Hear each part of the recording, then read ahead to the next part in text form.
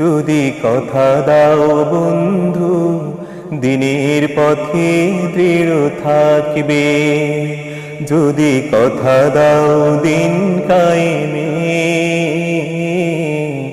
অগ্রণী ভূমিকা রাখবে, তবে তোমাকে গান শোনাবো যে গানের হৃদয়টা জাগবে। আমার গানে যদি তোমার প্রাণে ইমানি দীপ্তি ছড়া, আমার সুরে যদি সবার মনে জিহাদি প্রেরণা যোগা, তাহলে আমার এই কণ্ঠ আন্দোলনের কাজে লাগবে।